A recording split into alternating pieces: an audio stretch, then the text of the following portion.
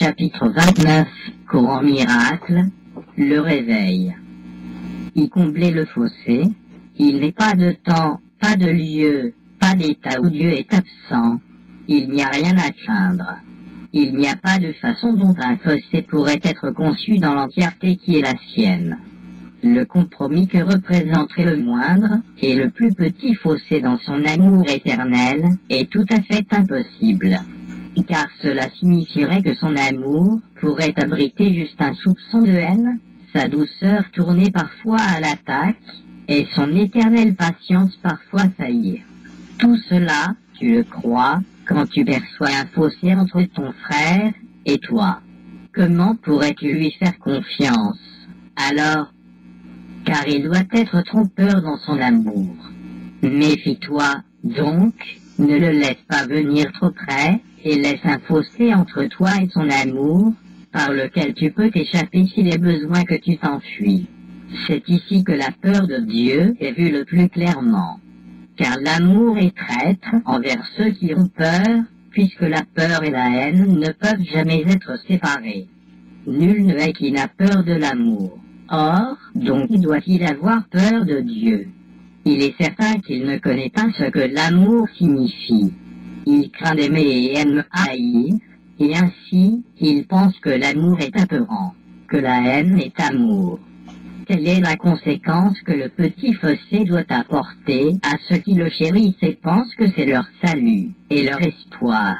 La peur de Dieu, le plus grand obstacle que la paix doit franchir, n'a pas encore disparu. Les autres sont passés, mais celui-là reste encore qui te bloque la route, et fait que la voie vers la lumière semble sombre et effrayante, périlleuse et morne. Tu avais décidé que ton frère était ton ennemi. Parfois un ami, peut-être, pourvu que vos intérêts séparés rendent votre amitié possible un petit moment. Mais non sans un fossé perçu entre toi et lui, de crainte qu'il ne se tourne à nouveau en ennemi. Qu'il vienne près de toi et tu sursautais en te reculant. Comme tu t'approchais, instantanément il se retirait. Une amitié prudente, d'une portée limitée et soigneusement restreinte en quantité, devint le traité que tu avais conclu avec lui. Ainsi, toi et ton frère ne partagiez qu'une entente conditionnelle, dans laquelle une clause de séparation était un point sur lequel vous étiez tous les deux d'accord pour le garder intact. Et toute violation était considérée comme un bris de traité qui ne serait pas permis. Le fossé entre toi et ton frère n'est pas un espace entre deux corps séparés. Il semble seulement diviser vos esprits séparés. C'est le symbole de la promesse faite de vous rencontrer quand vous préférez et de vous séparer jusqu'à ce que toi et lui choisissiez de vous rencontrer à nouveau. Et alors vos corps semblent se toucher et signifier par là un lieu de rencontre pour se joindre. Mais toujours, il est possible que toi et lui alliez chacun de votre côté, à la condition d'avoir le droit de vous séparer. Vous vous entendez toi et lui pour vous rencontrer de temps en temps et pour rester à part durant les intervalles de séparation qui vous protègent du sacrifice de l'amour. Le corps te sauve parce qu'il échappe au sacrifice total et te donne le temps de rebâtir ton soi séparé, dont tu crois vraiment qu'il diminue quand toi et ton frère vous rencontrez. Le corps ne pourrait pas séparer ton esprit de celui de ton frère, à moins que tu n'aies voulu qu'il soit une cause de séparation et de distance vue entre toi et lui. Ainsi, tu l'as doté d'un pouvoir qui ne réside pas en lui. Et en cela réside son pouvoir sur toi. Car maintenant, tu penses qu'il détermine quand ton frère et toi vous rencontrez et qu'il limite ton aptitude à communier avec son esprit. Et maintenant, il te dit où aller et comment y aller, ce que tu peux entreprendre et ce que tu ne peux pas faire. Il dicte ce que sa santé peut tolérer et ce qui le fatiguera et le rendra malade. Et ce sont ses faiblesses inhérentes qui établissent les limites de ce que tu veux faire égard de ton but limité et faible. Le corps s'accommodera à cela si tu le veux ainsi. Il ne permettra que des plaisirs limités en amour, entrecoupé d'intervalles de haine. Et c'est lui qui commandera quand aimer et quand se replier dans la peur pour plus de sûreté. Il sera malade parce que tu ne connais pas ce qu'aimer signifie. Ainsi, tu dois mésurer de chaque circonstance et de chacun de ceux que tu rencontres, en voyant en eux un but qui n'est pas le tien. Ce n'est pas l'amour qui demande un sacrifice. Mais la peur exige le sacrifice de l'amour, car en présence de l'amour, la peur ne peut demeurer. Pour que la haine soit maintenue, l'amour doit être craint, et présent seulement parfois, et parfois disparu. Ainsi l'amour est vu comme traître, parce qu'il semble aller et venir incertainement, et ne t'offrir aucune stabilité. Tu ne vois pas combien ton allégeance est faible et limitée, ni combien fréquemment tu as demandé que l'amour s'en aille et te laisse tranquille, seul et en paix. Le corps, innocent de but, est ton excuse pour les buts variables que tu as, et force le corps à maintenir. Tu ne crains pas sa faiblesse, mais son manque de force ou de faiblesse. Voudrais-tu connaître que rien ne se dresse entre toi et ton frère? Voudrais-tu connaître qu'il n'est point de fossé derrière lequel tu puisses te cacher? Il est un choc que ressentent ceux qui apprennent que leur sauveur n'est plus leur ennemi.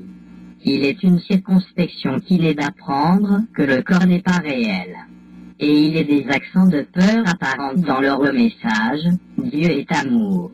Or, tout ce qui arrive quand le fossé a disparu, c'est la paix éternelle. Et rien de plus que cela, et rien de moins. Sans la peur de Dieu, qu'est-ce qui pourrait t'induire à l'abandonner? Quel jouet ou breloque dans le fossé pourrait servir à te retenir un instant loin de son amour? Permettrais-tu au corps de dire non à l'appel du ciel si tu n'avais pas peur de trouver une perte de soi en trouvant Dieu? Or, ton soi peut-il être perdu en étant trouvé? Il arrivait de l'inviter.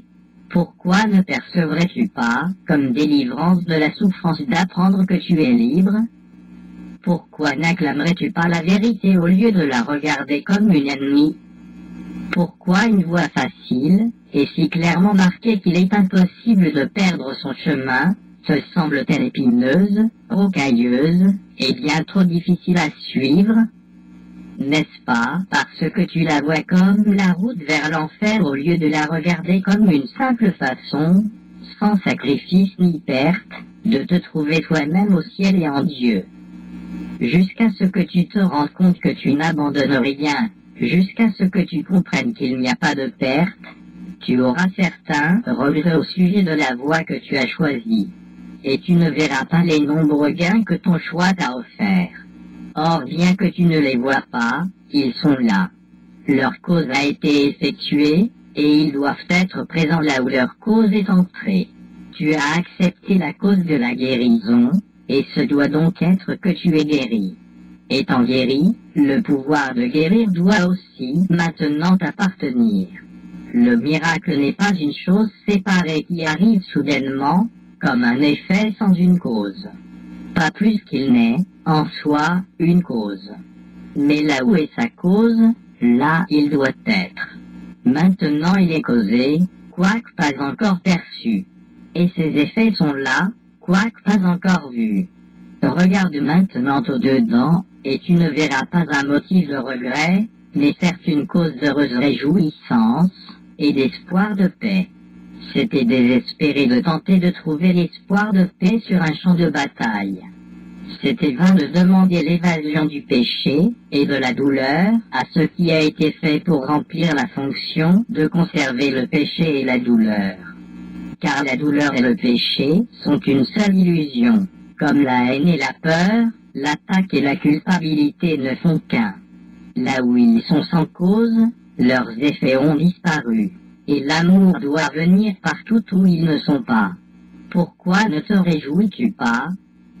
Tu es libre de la douleur, et de la maladie, de la misère et de la perte, et de tous les effets de la haine et de l'attaque. La douleur n'est plus ton ami, ni la culpabilité ton Dieu, et tu devrais faire bon accueil aux effets de l'amour. Ton invité est arrivé. Tu lui as demandé, et il est venu.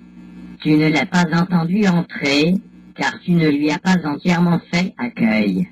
Et pourtant ses dons sont venus avec lui.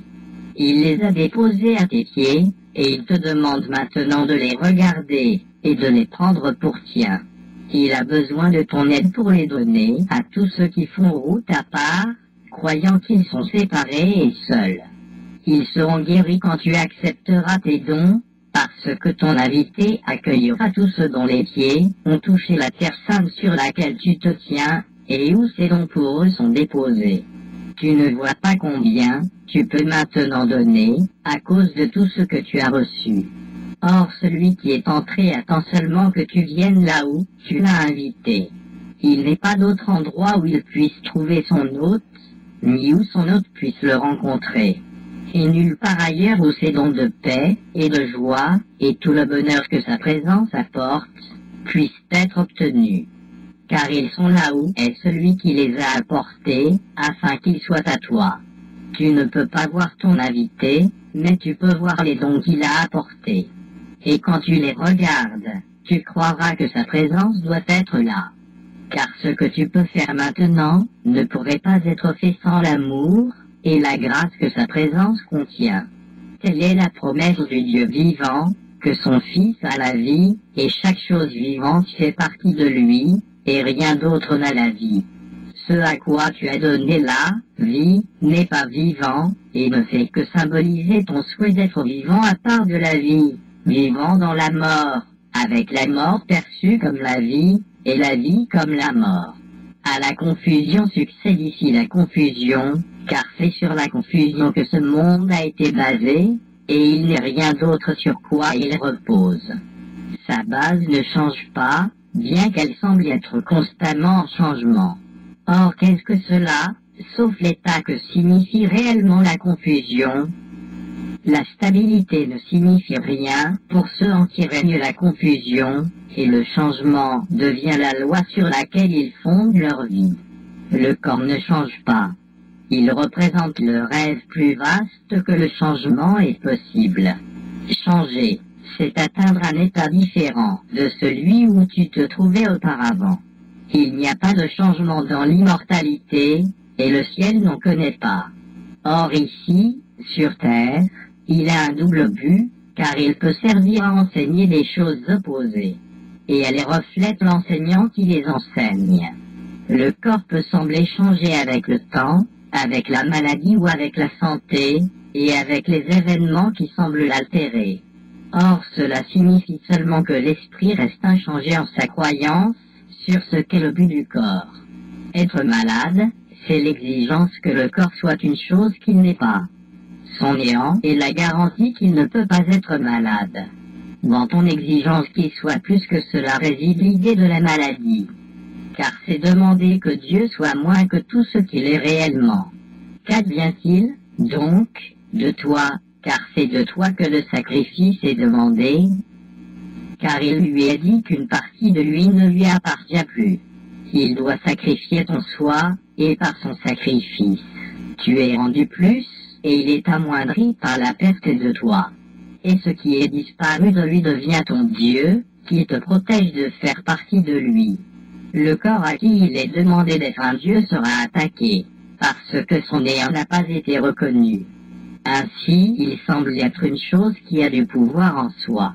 En tant que quelque chose, il peut être perçu, et tu peux penser qu'il sent et qu'il agit, et qu'il te tient en son pouvoir comme prisonnier de lui-même. Il peut manquer d'être ce que tu as exigé qu'il soit, et tu le haïras pour sa petitesse, oublieux du fait que l'échec ne réside pas en ce qu'il n'est pas plus qu'il devrait être, mais seulement en ce que tu manques de percevoir qu'il n'est rien. Or son néant est ton salut, dont tu voudrais fuir. En tant que quelque chose, il est demandé au corps d'être l'ennemi de Dieu, et de remplacer ce qu'il est par la petitesse, les limites et le désespoir. C'est sa perte que tu célèbres quand tu contemples le corps comme une chose que tu aimes, ou le regardes comme une chose que tu es. Car s'il est la somme de tout, alors ce qui n'est pas en lui n'existe pas, et de cela, sa complétude signifie le néant.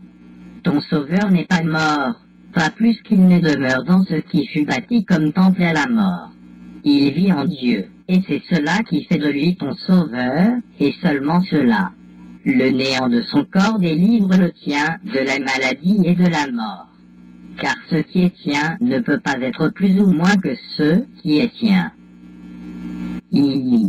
Les témoins de Dieu ne condamnent point ton sauveur parce qu'il pense être un corps. Car au-delà de ses rêves est sa réalité. Mais il doit apprendre qu'il est un sauveur d'abord, avant de pouvoir se souvenir de ce qu'il est. Et il doit sauver qui voudrait être sauvé. De te sauver dépend son bonheur. Car qui est sauveur, sinon celui qui donne le salut? Il apprend, ainsi qu'il doit l'avoir pour le donner. À moins de donner, il ne saura pas qu'il a, car donner est la preuve d'avoir. Seuls ceux qui pensent que Dieu est amoindri par leur force pourraient manquer de comprendre qu'il doit en être ainsi. Car qui pourrait donner à moins d'avoir, et qui pourrait perdre en donnant ceux qui par là doit être augmentés? Penses-tu que le Père se soit perdu lui-même lorsqu'il t'a créé? Fut-il rendu faible parce qu'il a partagé son amour? Fut-il rendu incomplet par ta perfection? Où es-tu la preuve qu'il est parfait et complet? Ne lui mis pas son témoin dans le rêve que son fils préfère à sa réalité. Il doit être un sauveur qui délivre du rêve qu'il a fait, pour lui-même en être libre. Il doit voir quelqu'un d'autre comme n'étant pas un corps, faisant un avec lui sans le mur que le monde a bâti pour garder séparées toutes les choses vivantes qui ne connaissent pas qu'elles vivent. Dans le rêve de corps et de mort, il est pourtant un thème de vérité. Pas plus, peut-être, qu'une minuscule étincelle, un espace de lumière créé dans les ténèbres, où Dieu vit encore. Tu ne peux pas te réveiller toi-même. Or, tu peux te laisser réveiller. Tu peux passer sur les rêves de ton frère. Tu peux lui pardonner ses illusions si parfaitement qu'il devient le sauveur qui te délivre de tes rêves. Et quand tu le vois luire dans l'espace de lumière où Dieu demeure dans les ténèbres, tu vois que Dieu lui-même est là où est son corps. Devant cette lumière, le corps disparaît, comme les lourdes ombres doivent faire place à la lumière. Les ténèbres ne peuvent pas choisir de demeurer. La venue de la lumière signifie qu'elles ont disparu. Alors c'est dans la gloire que tu verras ton frère, et tu comprendras ce qui remplit réellement le fossé si longtemps perçu, comme vous tenant à part l'un de l'autre. Là, à sa place, le témoin de Dieu a mis la douce voix de la bonté envers le Fils de Dieu, à qui tu pardonnes et donné le pouvoir de te pardonner tes illusions. Par ton don de liberté, elle t'est donnée. Fais place à l'amour, que tu n'as pas créé, mais que tu peux étendre. Sur terre, cela signifie de pardonner à ton frère, afin que les ténèbres puissent être levées de ton esprit. Quand la lumière sera venue à lui par ton pardon, il n'oubliera pas son sauveur, le laissant non sauvé. Car c'est dans ta face qu'il a vu la lumière, qu'il voudrait garder à ses côtés, tandis qu'il marche à travers les ténèbres vers la lumière éternelle. Comme tu es saint, pour que le Fils de Dieu puisse être ton sauveur parmi les rêves de désolation et de désastre. Vois comme il vient avec empressement, comme il s'écarte des lourdes ombres qui l'ont caché et lui, sur toi avec gratitude et amour. Il est lui-même, mais point lui-même seul. Et de même que son Père n'a pas perdu une partie de lui en ta création, de même la lumière en lui est plus brillante encore parce que tu lui as donné ta lumière pour le sauver des ténèbres. Et maintenant la lumière en toi doit être aussi brillante qu'elle brille en lui. Voilà l'étincelle qui brille dans le rêve, que tu peux l'aider à s'éveiller et être sûr que ses yeux en s'ouvrant se poseront sur toi. Et dans son joyeux salut tu es sauvé. IV. Rôle de rêve. Crois-tu que la vérité puisse être uniquement certaines illusions? Ce sont des rêves parce qu'elles ne sont pas vraies. Leur égal manque de vérité devient la base du miracle, ce qui signifie que tu as compris que les rêves sont des rêves, et que l'évasion dépend non point du rêve, mais seulement du réveil. Se pourrait-il que certains rêves soient gardés, et que d'autres aient un réveil? Tu ne choisis pas quel rêve garder, mais seulement si tu veux vivre dans les rêves, ou t'en réveiller. Ainsi le miracle ne choisit pas certains rêves à laisser intouchés par sa bienfaisance. Tu ne peux pas faire certains rêves, et te réveiller des autres, car tu es soit endormi, soit éveillé. Et rêver ne va qu'avec l'un des deux. Les rêves que tu penses aimer te retiennent autant que ceux dans lesquels la peur est vue. Car chaque rêve n'est qu'un rêve de peur, peu importe la forme qu'il semble prendre. La peur est vue au-dedans, au-dehors, ou les deux. Ou elle peut être déguisée sous une forme plaisante. Mais jamais elle n'est absente du rêve, car la peur est le matériau des rêves, dont ils sont tous faits. Leur forme peut changer, mais ils ne peuvent pas être faits d'autre chose. Le miracle serait certes traître s'il permettait que tu sois encore apeuré, parce que tu n'as pas reconnu la peur. Alors tu ne serais pas désireux de te réveiller, pourquoi le miracle pose la voie? Formulé le plus simplement, il peut être dit que l'attaque est une réponse à l'inaccomplissement d'une fonction, comme tu perçois la fonction. Elle peut être en toi ou en quelqu'un d'autre, mais là où elle est perçue, c'est là qu'elle sera attaquée. La dépression ou l'assaut doit être le thème de chaque rêve, car ils sont faits de peur. Le mince déguisement de plaisir et de joie dont ils peuvent être emballés ne voile que légèrement la lourde masse de peur qui est leur noyau. Et c'est elle que le miracle perçoit, et point l'emballage dans lequel elle est enveloppée. Quand tu es en colère, n'est-ce pas parce que quelqu'un a manqué de remplir la fonction que tu lui avais impartie? Et cela ne devient-il pas là raison pour laquelle ton attaque est justifiée? Les rêves que tu penses aimer sont ceux dans lesquels les fonctions que tu as données ont été remplies. Les besoins que tu t'attribues ont été comblés. Peu importe qu'ils soient comblés ou simplement désirés. C'est de l'idée qu'ils existent que naissent les peurs. Les rêves ne sont pas plus ou moins désirés. Ils sont désirés ou non. Et chacun représente quelque fonction que tu as assignée, quelque but qu'un événement, ou un corps, ou une chose devrait représenter, et devrait accomplir pour toi. Si cela réussit, tu penses que tu aimes le rêve. Si cela devait échouer, tu penses que le rêve est triste. Mais que cela réussisse ou échoue, n'en est pas le noyau, mais seulement la mince couverture. Comme tes rêves deviendraient heureux si tu n'étais pas celui qui donne à chaque figure que le rêve contient son rôle, propre. Nul ne peut manquer qu'à l'idée que tu te fais de lui, et il n'est d'autre trahison qu'envers cela. Le noyau des rêves que donne le Saint-Esprit n'est jamais la peur. Les couvertures ne paraissent peut-être pas changer, mais ce qu'elles signifient a changé parce qu'elles recouvrent quelque chose d'autre. Les perceptions sont déterminées par leur but, en ceci qu'elles semblent être ce à quoi elles servent. Une figure d'ombre qui attaque devient un frère te donnant une chance d'aider, si cela devient la fonction du rêve. Et les rêves de tristesse ainsi sont tournés en joie. À quoi sert ton frère? Tu ne le sais pas, parce que ta fonction t'est obscure. Ne lui attribue pas un rôle dont tu t'imagines qu'il apporterait le bonheur. Et n'essaie pas de le blesser lorsqu'il manque de jouer le rôle que tu lui as assigné dans le rêve de ce que ta vie était censée être.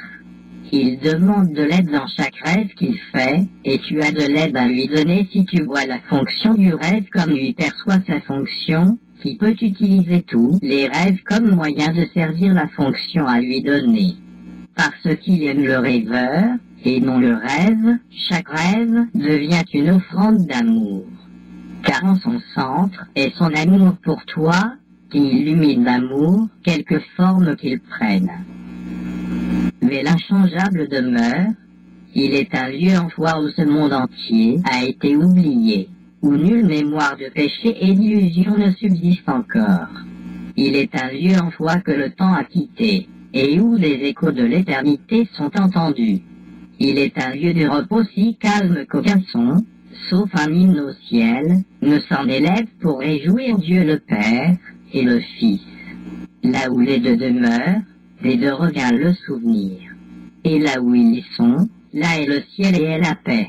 Ne pense pas que tu puisses changer leur demeure, car ton identité demeure en eux, et là où ils sont, tu dois être à jamais. L'inchangeabilité du ciel est en toi, si loin au-dedans que tout en ce monde ne fait que passer, ni remarqué ni vu. La calme infinité de la paix éternelle, tantôt tendrement par sa douce étreinte, si forte et quiète, tranquille en la puissance de son Créateur, que rien ne peut faire intrusion sur le Fils sacré de Dieu en dedans. Voici le rôle que le Saint-Esprit te donne, toi qui attends le Fils de Dieu, et voudrais le voir s'éveiller et se réjouir. Il fait partie de toi et toi de lui, parce qu'il est le Fils de son Père, et non pour n'importe quel but que tu pourrais voir en lui. Il ne t'est demandé que d'accepter l'inchangeable, et l'éternel qui habite en lui, car ton identité est là. La paix en toi ne peut qu'être trouvée en lui. Et chaque pensée d'amour que tu lui offres ne fait que te rapprocher de ton réveil à la paix éternelle et à la joie infinie. Ce Fils sacré de Dieu est comme toi, le miroir de l'amour que son Père a pour toi, le tendre rappel de l'amour de son Père par lequel il a été créé, et qui demeure encore en lui comme il demeure en toi. Sois très calme et entends la voix de Dieu en lui, et laisse-la te dire ce qu'est sa fonction. Il a été créé afin que tu sois entier, car seuls ceux qui sont complets peuvent faire partie de la complétude de Dieu qui t'a créé. Il n'est pas de don que le Père demande de toi, sauf que tu vois dans toute création la gloire éclatante du don qu'il te fait. Vois son Fils, son don parfait, en qui son Père lui à jamais, et à qui toute création est donnée pour sienne. Parce qu'il l'a, elle t'est donnée, et là où elle réside en lui, vois ta paix. La quiétude qui t'entoure demeure en lui, et de cette quiétude viennent les rêves heureux dans lesquels vos mains sont jointes en innocence. Ce ne sont pas des mains qui agrippent dans des rêves de douleur. Elles ne tiennent pas d'épée, car elles ont lâché prise de chaque vaine illusion du monde. Étant vides, elles reçoivent à la place la main d'un frère en laquelle réside la complétude. Si seulement tu connaissais le but glorieux qui est au-delà du pardon, tu ne te cramponnerais pas à quelques pensées, aussi légères que paraissent sur elles la touche de mal. Car tu comprendrais comme il coûte cher de tenir quoi que ce soit que Dieu n'a pas donné dans les esprits qui peuvent diriger la main qui bénit, et conduire le Fils de Dieu à la maison de son Père. Ne voudrais-tu pas être l'ami de celui que son Père a créé pour être sa demeure? Si Dieu l'estime digne de lui-même, voudrais-tu l'attaquer avec les mains de la haine, qui pourrait poser sur le ciel même des mains couvertes de sang, tout en espérant trouver sa paix? Ton frère pense qu'il tient la main de la mort. N'y crois pas, mais apprends, plutôt, comme tu es béni, toi qui peux le délivrer, juste en lui offrant la tienne. Un rêve t'est donné dans lequel il est ton sauveur, et non ton ennemi en haine. Un rêve t'est donné dans lequel tu lui as pardonné tous ses rêves de mort. Un rêve d'espoir que tu partages avec lui, au lieu de faire les rêves mauvais et séparés de la haine. Pourquoi semble-t-il si dur de partager ce rêve? Parce que, à moins que le Saint-Esprit donne au rêve sa fonction, il a été fait pour la haine, et il restera au service de la mort. Chaque forme qu'il prend appelle la mort d'une certaine façon. Et ceux qui servent le Seigneur de la mort sont venus l'adorer dans un monde séparé, chacun portant sa lance minuscule et son épée rouillée, pour tenir son ancienne promesse de mourir. Céleste, le noyau de peur dans chaque rêve gardé à part, et dont l'usage n'a pas été confié à celui qui voit une fonction différente pour un rêve. Quand les rêves sont partagés, ils perdent la fonction d'attaque et de séparation, même si c'est pour cela que chaque rêve a été fait. Or, il ne reste rien dans le monde des rêves qui soit sans espoir de changement et d'amélioration, car ce n'est pas ici que l'inchangeabilité se trouve. Réjouissons-nous, en effet, qu'il en soit ainsi, et ne cherchons pas l'éternel en ce monde. Les rêves de pardon sont des moyens de s'écarter et de rêver d'un monde à l'extérieur de toi, et menant finalement au-delà de tous les rêves, à la paix de la vie éternelle. Vie. Le pardon est la fin des temps. À quel point es-tu désireux de pardonner à ton frère? À quel point désires-tu la paix au lieu d'une lutte sans fin, de la misère et de la douleur? Ces questions sont les mêmes, sous des formes différentes. Le pardon est ta paix, car en lui réside la fin de la séparation et du rêve de danger et de destruction, de péché et de mort, de folie et de meurtre, de chagrin et de perte. Voilà le sacrifice que demande le salut, au lieu de quoi, avec joie, il t'offre la paix. Ne jure pas de mourir, ô saint Fils de Dieu. Tu passes un marché que tu ne peux pas tenir. Le Fils de la vie ne peut pas être tué. Il est immortel comme son Père. Ce qu'il est ne peut être changé. Il est la seule chose dans tout l'univers qui doit être une. Tout ce qui semble éternel aura une fin. Les étoiles disparaîtront, et de nuit et de jour, il n'y en aura plus. Toutes les choses qui vont et viennent, les marées, les saisons et les vies des hommes. Toutes les choses qui changent avec le temps, qui fleurissent et se fanent, ne reviendront plus. Là où le temps a fixé un terme, ce n'est pas là qu'est l'éternel. Le Fils de Dieu ne peut jamais changer, parce que les hommes ont fait de lui. Il sera tel qu'il a été et tel qu'il est, car le temps n'a pas arrêté sa destinée, ni fixé l'heure de sa naissance et de sa mort. Le pardon ne le changera pas. Or le temps attend le pardon, afin que les choses du temps disparaissent, parce qu'elles n'ont pas d'utilité. Rien ne survit à son but. Si une chose a été conçue pour mourir, alors elle doit mourir, à moins qu'elle ne tienne pas ce but pour sien. Le changement est la seule chose dont il peut être fait une bénédiction ici, où le but n'est pas fixe, aussi immuable qu'il puisse paraître.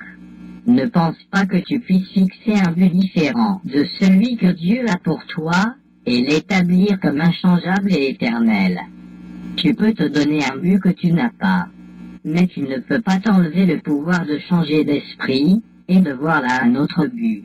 Le changement est le plus grand don que Dieu a donné à tout ce que tu voudrais rendre éternel, pour garantir que seul le ciel ne passerait point. Tu n'es pas né pour mourir. Tu ne peux pas changer, parce que ta fonction a été fixée par Dieu. Tous les autres buts sont fixés dans le temps, et changent pour que le temps soit préservé, sauf un. Le pardon ne vise pas à garder le temps, mais à sa fin, quand il n'a pas d'utilité. Son but terminé, il a disparu. Et là où il avait un semblant d'empire, est maintenant rétabli la fonction que Dieu a établie pour son Fils en pleine conscience. Le temps ne peut pas fixer un terme à son accomplissement, ni à son inchangeabilité. Il n'y a pas de mort, parce que les vivants partagent la fonction que leur Créateur leur a donnée. La fonction de la vie ne peut pas être de mourir. Ce doit être l'extension de la vie, afin qu'elle soit une à jamais et pour toujours, infiniment. Ce monde te liera les pieds, t'attachera les mains, et tuera ton corps seulement si tu penses qu'il a été fait pour crucifier le Fils de Dieu. Car quoi que ce fût un rêve de mort, tu n'as pas besoin de le laisser représenter cela pour toi. Laisse cela être changé, et il n'est rien au monde qui ne doive aussi être changé. Car il n'est rien ici qui ne soit défini comme étant ce à quoi tu le crois servir. Comme il est beau, le monde dont le but est le pardon du Fils de Dieu. Comme il est libre de la peur, comme il est rempli de bénédictions et de bonheur. Et quelle joie, c'est de demeurer un court moment dans un lieu si heureux. On ne peut pas non plus oublier, dans un tel monde, que ce n'est qu'un court moment jusqu'à ce que l'intemporel vienne tièdement prendre la place du temps. VI ne cherche pas à l'extérieur de toi, ne cherche pas à l'extérieur de toi, car cela échouera, et tu pleureras chaque fois qu'une idole tombera. Tu ne peux pas trouver le ciel là où il n'est pas, et il ne peut y avoir de paix, excepté là. Aucune des idoles que tu adores quand Dieu appelle ne répondra jamais à sa place. Il n'y a pas d'autre réponse que tu puisses lui substituer et trouver le bonheur qu'apporte sa réponse. Ne cherche pas à l'extérieur de toi, car toute ta douleur vient simplement d'une quête futile de ce que tu veux, là où tu persistes à vouloir le trouver. Et si ce n'était pas là, préfères-tu avoir raison ou être heureux?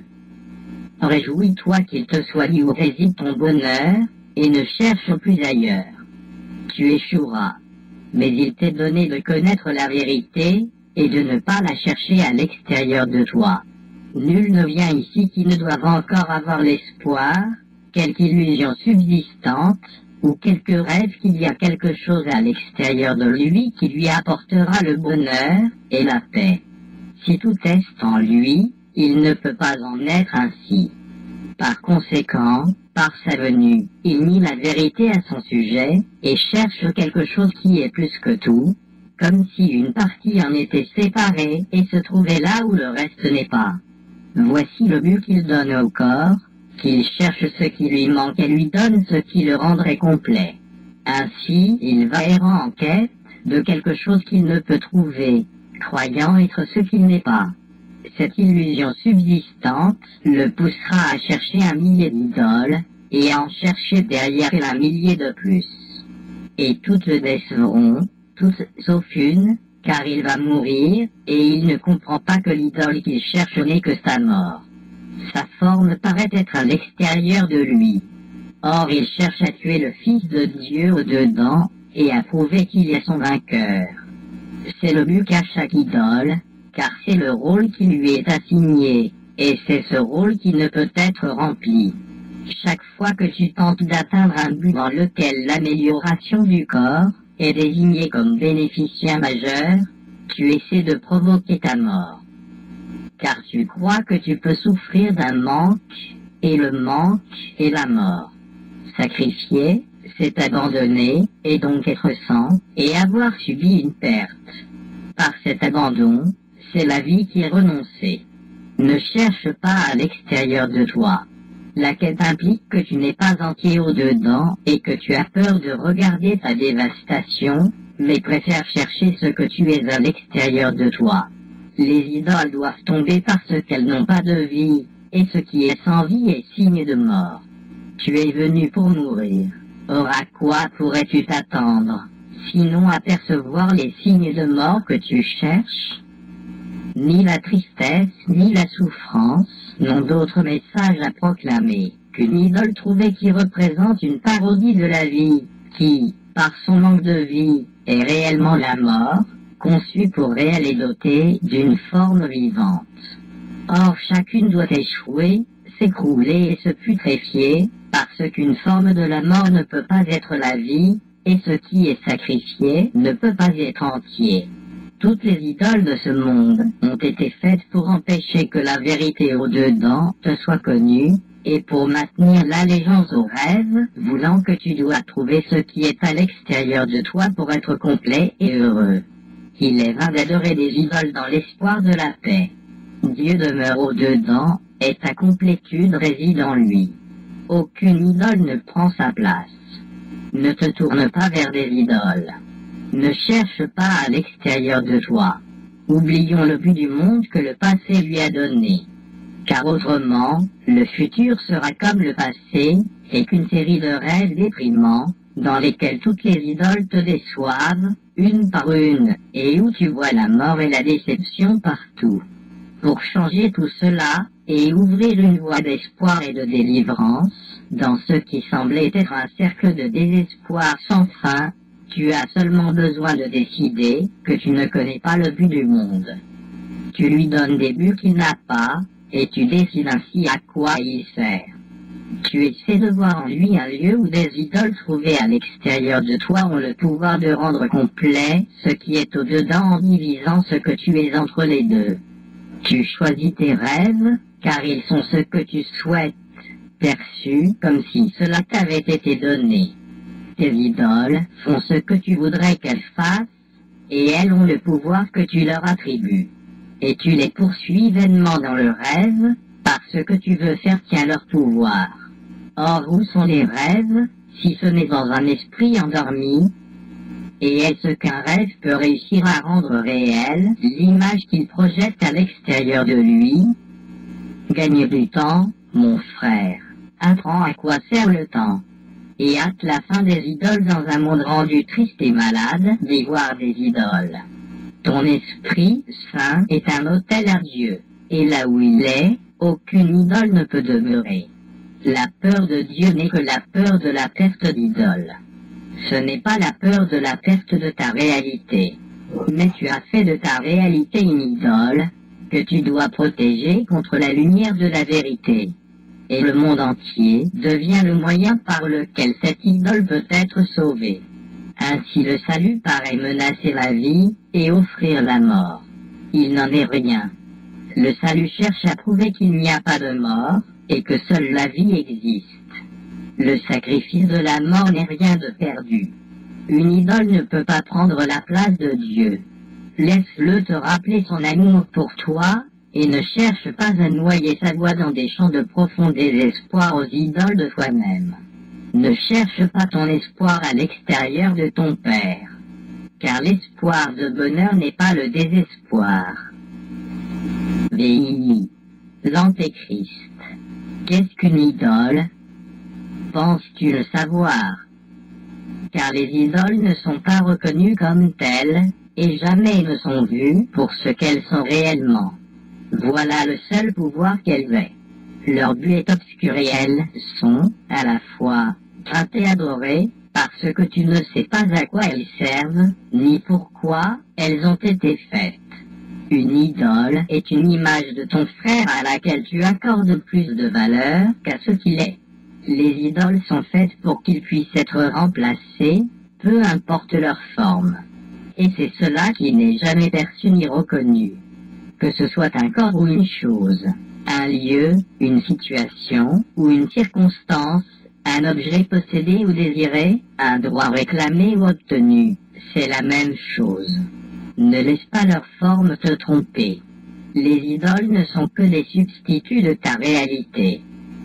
D'une certaine façon, tu crois qu'elles vont compléter ton petit choix pour ta sécurité dans un monde perçu comme dangereux, avec des forces massées contre ta confiance et ta paix d'esprit. Elles ont le pouvoir de suppléer tes manques et d'ajouter la valeur que tu n'as pas. Nul ne croit aux idoles qui ne s'est lui-même fait l'esclave de la petitesse et de la perte, et doit donc chercher au-delà de son petit, soit la force de relever la tête et de rester à part de toute la misère que le monde reflète. Voilà ta peine pour n'avoir pas cherché au-dedans la certitude et le calme qui te libère du monde et te permet de rester à part, en quiétude et en paix. Une idole est une fausse impression ou une fausse croyance, quelque forme d'antéchrist, qui constitue un fossé entre le Christ et ce que tu vois. Une idole est un souhait, rendu tangible et doté de forme, et ainsi perçu comme étant réel et vu à l'extérieur de l'esprit. Or c'est encore une pensée qui ne peut quitter l'esprit qui en est la source. Pas plus que sa forme n'est pas part de l'idée qu'elle représente. Toutes les formes d'antéchrist s'opposent au Christ, et tombent devant sa face comme un sombre voile qui semble te couper de lui, seul dans les ténèbres. Or la lumière est là. Un nuage n'éteint pas le soleil. Pas plus qu'un voile ne peut bannir ce qui semble séparer, ni enténébrer d'un seul iota la lumière elle-même. Ce monde d'idole est un voile sur la face du Christ, parce que son but est de séparer ton frère de toi. Un but sombre et effrayant, et pourtant une pensée qui n'a pas le pouvoir de changer un seul brin d'herbe d'une chose vivante en un signe de mort. Sa forme n'est nulle part, car sa source demeure dans ton esprit où Dieu ne demeure pas. Où est ce lieu où ce qui est partout a été exclu et gardé à part? Quelle main pourrait être levée pour lui barrer le chemin? Quelle voix pourrait exiger qu'il n'entre pas? Le « plus que tout » n'est pas une chose pour te faire trembler et reculer d'effroi. L'ennemi du Christ n'est nulle part. Il ne peut pas prendre de forme sous laquelle il sera jamais réel. Qu'est-ce qu'une idole? Rien. Elle doit d'abord être crue avant de sembler prendre vie et être dotée de pouvoir afin d'être crainte. Sa vie et son pouvoir sont les dons que lui fait celui qui croit en elle, et c'est cela que le miracle rend à ce qui a une vie et un pouvoir digne du don du ciel et de la paix éternelle. Le miracle ne rétablit pas la vérité, la lumière que le voile interposé n'a pas éteint. Il soulève simplement le voile et laisse la vérité luire sans encombre, étant ce qu'elle est. Elle n'a pas besoin de la croyance pour être elle-même, car elle a été créée, ainsi elle est. Une idole est établie par la croyance, et quand celle-ci est retirée, l'idole meurt. Voici l'antéchrist. L'étrange idée qu'il est un pouvoir qui dépasse l'omnipotence, un lieu au-delà de l'infini, un temps qui transcende l'éternel. Ici le monde des idoles a été posé par l'idée qu'à ce pouvoir, à ce lieu et à ce temps, une forme a été donnée, et qu'il façonne le monde où l'impossible est arrivé. Ici ceux qui sont sans mort viennent pour mourir, ceux qui englobent tout viennent pour subir une perte, et ceux qui sont intemporels pour être faits les esclaves du temps. Ici l'inchangeable change. La paix de Dieu, à jamais donnée à toute chose vivante, fait place au chaos. Et le Fils de Dieu, aussi parfait, impeccable et aimant que son Père, vient pour haïr un court moment, pour souffrir et enfin mourir. Où est une idole? Nulle part. Peut-il y avoir un fossé dans ce qui est infini, un lieu où le temps puisse interrompre l'éternité? Un lieu de ténèbres posé là où tout est lumière, une lugubre niche coupée de ce qui est sans fin, ne peut être nulle part. Une idole est par-delà où Dieu a posé toute chose à jamais, et n'a laissé aucune place pour que quoi que ce soit puisse être, sauf sa volonté. Une idole doit n'être rien et nulle part, alors que Dieu est tout et partout. Quel but a donc une idole? À quoi sert-elle? Ceci est la seule question qui ait de nombreuses réponses, et chacune dépend de celui à qui la question a été posée. Le monde croit dans les idoles. Nul ne vient à moins de les avoir adorées, et de continuer d'en chercher une qui puisse encore lui offrir un don que la réalité ne contient pas. Chaque adorateur d'idole nourrit l'espoir que ces déités particulières lui donneront plus que ne possèdent les autres hommes. Ce doit être plus. Plus de quoi n'importe pas vraiment, plus de beauté, plus d'intelligence, plus de richesse, ou même plus d'affliction et plus de douleur. Mais c'est à plus de quelque chose que sert l'idole. Et quand l'une échoue, une autre prend sa place, avec l'espoir de trouver plus de quelque chose d'autre. Ne sois pas trompé par les formes que prend le quelque chose, une idole est un moyen d'obtenir plus. Et c'est cela qui est contre la volonté de Dieu. Dieu n'a pas de nombreux fils, mais un seul, qui peut avoir plus et à qui moins peut être donné. Au ciel, le Fils de Dieu ne ferait qu'en rire si des idoles pouvaient venir troubler sa paix. C'est pour lui que parle le Saint-Esprit et qu'il te dit que les idoles n'ont pas de but ici, car tu ne peux jamais avoir plus que le ciel. Si le ciel est au-dedans, pourquoi chercherais-tu des idoles qui feraient moins du ciel, pour te donner plus que Dieu n'a accordé à ton frère et à toi, faisant un avec lui? Dieu t'a donné tout ce qui est. Et pour être sûr que tu ne pourrais pas le perdre, il a aussi donné le même à chaque chose vivante. C'est ainsi que chaque chose vivante fait partie de toi, comme de lui-même. Aucune idole ne peut t'établir comme étant plus que Dieu. Mais tu ne seras jamais satisfait d'être moins. X. Le rêve de pardon, l'esclave des idoles, est un esclave qui désire l'être. Car il doit désirer l'être pour aller jusqu'à s'incliner en adoration devant ce qui n'a pas de vie et chercher la puissance dans ce qui est impuissant. Qu'est-il arrivé au Saint-Fils de Dieu pour que cela soit son souhait, pour qu'il se laisse tomber plus bas que les pieds restent sur le sol, puis se tourne vers des idoles afin qu'elles le relèvent? Entends, donc, ton histoire dans le rêve que tu as fait, et demande-toi si ce n'est pas la vérité que tu crois que ce n'est pas un rêve. Un rêve de jugement est venu dans l'esprit que Dieu a créé parfait comme lui-même. Dans ce rêve, le ciel fut changé en enfer, et Dieu fait l'ennemi de son Fils. Comment le Fils de Dieu peut-il s'éveiller du rêve? C'est un rêve de jugement. Ainsi doit-il ne point juger, et il s'éveillera. Car le rêve semblera durer tant qu'il en fait partie.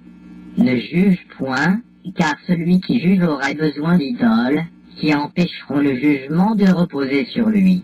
Il ne peut pas non plus connaître le soi qu'il a condamné. Ne juge point, parce que tu fais de toi-même une partie des rêves mauvais, où les idoles sont ta véritable identité, qui te sauve du jugement posé en terreur et en culpabilité sur toi-même. Toutes les figures dans le rêve sont des idoles, faites pour te sauver du rêve. Or elles font partie de cela même dont elles ont été faites pour te sauver. C'est ainsi qu'une idole garde le rêve vivant et terrible, car qui pourrait en souhaiter une à moins d'être dans la terreur et le désespoir? Et c'est cela que l'idole représente.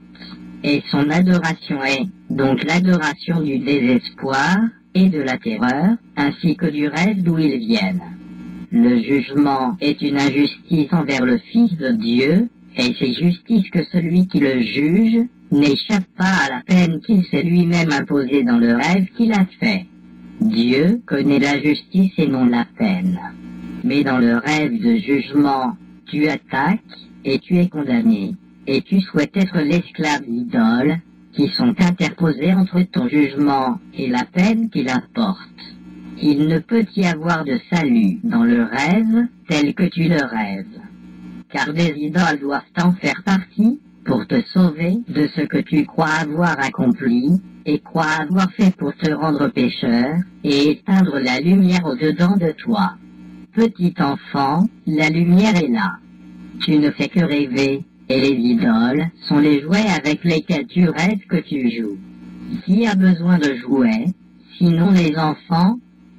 Ils prétendent qu'ils gouvernent le monde, et ils donnent à leurs jouets le pouvoir de se mouvoir, de s'exprimer, de penser, de sentir et de parler pour eux.